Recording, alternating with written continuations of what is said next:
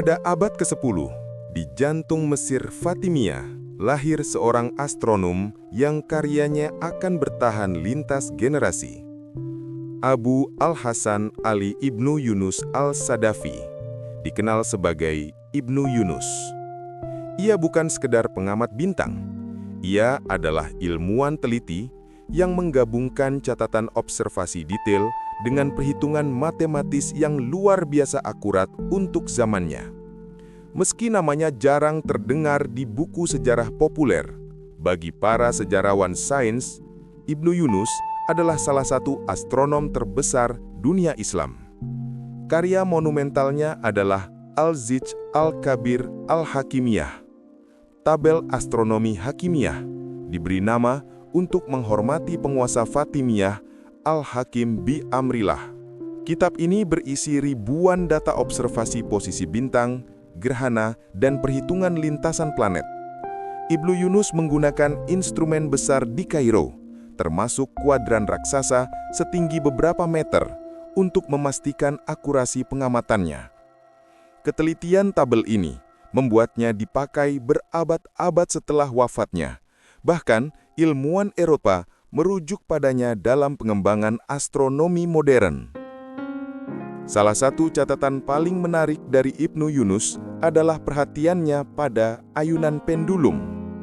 Ketika mengamati pergerakan bintang, ia mencatat bahwa bandul yang berayun memiliki periode tetap. Catatan ini dianggap sebagai salah satu pengamatan awal tentang pendulum, jauh sebelum Galileo membicarakan fenomena serupa pada abad ke-17.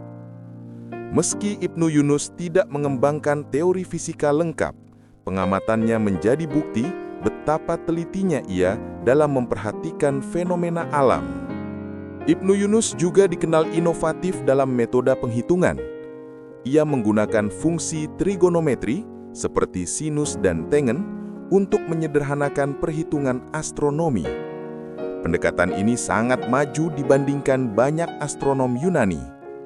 Ia juga menekankan pentingnya observasi berulang, bukan hanya mengandalkan teori lama.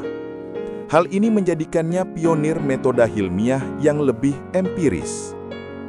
Salah satu dampak besar karyanya adalah pada penentuan waktu dan kalender Islam.